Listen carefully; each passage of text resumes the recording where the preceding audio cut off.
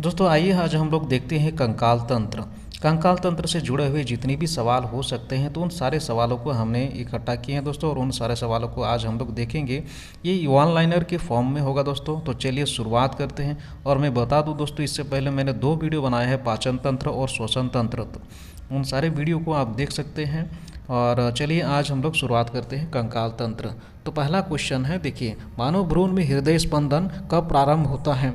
मानव भ्रूण में हृदय स्पंदन कब प्रारंभ होता है? तो इसका आंसर होगा विकास के चौथे और 5वें सप्ताह में। विकास के चौथे और 5वें सप्ताह में। मनुष्य की खोपड़ी में कितनी अस्थियां होती हैं? तो बताएं दोस्तों, मनुष्य की खोपड़ी में कितनी होती है? 29। प्रतिवर्ती क्रियाओं का नियंत्रण केंद्र कहाँ स्थित होता है? रिफ्लेक्स एक्शन का नियंत्रण कहाँ है दोस्तों? तो आंसर होगा स्पाइनल कोड में। जी हाँ, स्पाइनल कोड में ये होगा। ठीक है, कशेरुक रज्जु कहते हैं जिसको हिंदी में। मानव वयस्क में कितनी अस्थियां होती है? मानव वयस्क में कितनी अस्थियां होती है आप बता सकते हैं? 206 अस्थियां होती है। इसमें देखिए कुछ नोट्स दिए हैं, इस नोट्स को हम लोग देख लेते हैं दोस्तों। नाखून काटते समय दर्द नहीं होता है क्योंकि नाखून मृत कोशिकाओं के द्रव्य द्वारा बने होते हैं जिनमें रक्त संचरण नहीं होता है। स्पेशली आप इसे नोट करें। देखिए, मृत कोशिकाओं का बना होता है, ये याद रखना है, आप जानते भी हो। इसीलिए हमें दर्द नहीं होता है। ठीक है, रक्त संचरण नहीं होता, ये 2 ही रीज़न है। नेक्स्ट सवाल देखते हैं दोस्तों। मानव शरीर का सबसे दृढ़ भाग कौन सा है? कौन सा होगा? तो दंत वल्क, इनेमल। शल्यक्रिया में आर्थोप्लास्टी का क्या कार्य होता है? तो इसका आंसर होगा जोड़ का प्रतिस्थापन, जॉइंट रिप्लेसमेंट करना। मानव शरीर की सबसे लंबी अस्थि कौन सी होती है? अच्छा दोस्तों, इसमें कुछ नोट्स, इस नोट्स को भी हम लोग देख लेते हैं, समझ लेते हैं। मानव शरीर में सबसे छोटी हड्डी कान की होती है जिसे स्टेपीज कहा जाता है। ठीक है, तो अगला सवाल देखिए, मानव शरीर की सबसे लंबी अस्थि कौन सी है? फीमर होगा इसका आंसर। कशेरुक रज्जु में कितने जोड़ी तंत्रिकाएँ होती हैं? आंसर होगा 31 जोड़ी। मनुष्य के शरीर में पसलियों के कितने जोड़े पाए जाते हैं? तो आंसर होगा 12। नोट्स दिए हैं दोस्तों, नोट्स को भी हम लोग देख लेते हैं। मानव शरीर की डिम्ब वाहिनी नली में शुक्राणु डिम्ब को निषेचित करता है। इस नोट्स को देख ले।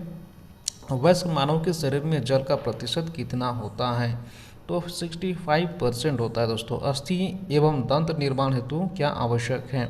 इसका आंसर होगा कैल्शियम और फास्फोरस की ज़रूरत होती है। मानव शरीर की सबसे मजबूत पेशियां होती है दोस्तों जबड़ों की। अगला सवाल देखिए, परिवर्तनशील भ्रूण की शुष्कन से कौन सा रक्षा करता है? ड्राइंग से कौन सा रक्षा करता है? इसका आंसर होगा उल्वक, एमनियन। मानव के जीवन काल में कितने दांत 2 बार विकसित होते हैं? आंसर बताएं। इसका आंसर होगा 20 बार। 2 बार विकसित होते हैं तो क्या होगा? 20। मानव शरीर की सबसे बड़ी गुहा कौन सी है? तो आंसर होगा कोलम या स्प्लेनिक गुहा। त्वचा पर चोट लगने के बाद इसका पुनरुद्धावन किसके द्वारा किया जाता है? रीजनरेशन किसके द्वारा किया जाता है? आंसर विल बी घनाकार उपकला। कॉन्ड्रा किसको जोड़ती है? टेंडन किसको जोड़ती है? तो आंसर होगा पेशी को अस्थि से। स्नायु किसको जोड़ता है? आंसर होगा अस्थि को अस्थि से जोड़ता है। स्नायु एवं कंडराएँ कैसे ऊतक हैं? तो ये संयोजी ऊतक है दोस्तों। अगला क्वेश्चन देखते हैं, स्तनियों की अस्थि उपास्थि से क्यों भिन्न कैसे होती है? तो आंसर होगा हेवर्सियन नलिकाओं के कारण होती है। अस्थि का मैट्रिक्स किस प्रोटीन का बना होता है? तो ओसिन का बना होता है दोस्तों। अस्थियों को कठोर बनाने वाले लवण मुख्यतः क्या होते हैं? तो कैल्शियम और मैग्नीशियम के फास्फेट। कौन लसिका में किन रुधिराणुओं की अनुपस्थिति होती है? तो लाल रुधिराणु, आरबीसीज। कौन सा प्रोटीन त्वचा, बाल, नाखून, सींग तथा खर के निर्माण में सहायक है? तो क्रिएटिन। अस्थियों में कौन सा प्रोटीन पाई जाती है दोस्तों? तो इसका होगा ओसिन।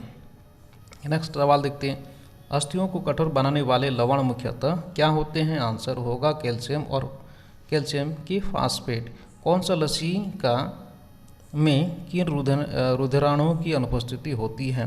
तो आंसर होगा दोस्तों लाल रुधिराणु। कौन सा प्रोटीन त्वचा, बाल, नाखून, सींग तथा खुर के निर्माण में सहायक है? इसका आंसर होगा केराटिन। अस्थियों में कौन सा प्रोटीन पाई जाती है?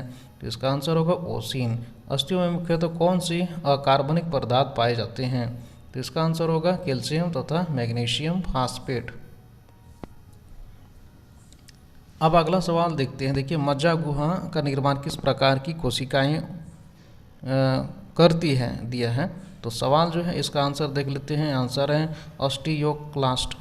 अस्थियों का निर्माण किन ऊतकों से होता है? तो आंसर होगा संयोजी ऊतकों से। शिशुओं से कुल कितनी अस्थियां पाई जाती हैं? शिशुओं में कितनी अस्थियां पाई जाती हैं? तो 300 अस्थियां पाई जाती हैं। और जैसे इससे पहले हमने देखे दोस्तों कि वयस्कों में कितनी अस्थियां होती हैं? 206 होती हैं। याद रखेंगे, वयस्कों में 206 होती हैं, बढ़ते बढ़ते ये घट जाता है। और छोटे बच्चों में 300 हड्डियाँ होती हैं। मानव शरीर के किस अंग में सबसे अधिक अस्थियों की संख्या होती है? तो देखिए, हाथ में होती है। अगला सवाल देखिए, किस प्रकार की संधियों द्वारा हमारी खोपड़ी की अस्थियां परस्पर जुड़ी होती हैं? आंसर होगा अचल संधि। मनुष्य के कंकाल में कब्जा संधि का एक उत्कृष्ट उदाहरण किन अस्थियों की संधि में मिलता है? तो इसका आंसर होगा दोस्तों अल्ला और ह्यूमरस। ठीक है, अल्ला और अल्ना उच्चारण नहीं हो पा रहा है, तो आप देख लीजिएगा ULNA, अल्ना और ह्यूमरस। तो यह वीडियो कैसा लगा दोस्तों, और इसी प्रकार का मैं वीडियो लाने की कोशिश करूंगा। तो चलिए मिलते हैं हम लोग नेक्स्ट वीडियो में दोस्तों। और हाँ दोस्तों, यदि मेरा जानकारी दिया हुआ अच्छा लगा तो प्लीज़ सपोर्ट कर दीजिएगा। आपकी एक लाइक और सब्सक्राइब कर देने से मुझे थोड़ा मोटिवेशन मिलेगा, और सब्सक्राइब करने से आपको मालूम ही होगा कि जब भी मैं वीडियो डालूंगा तो वो वीडियो आपके पास पहुंच जाएगी, और मेरा डाला हुआ वीडियो जो है आप देख पाएंगे। तो चलिए मिलते हैं हम लोग नेक्स्ट वीडियो में। Thanks for watching the video.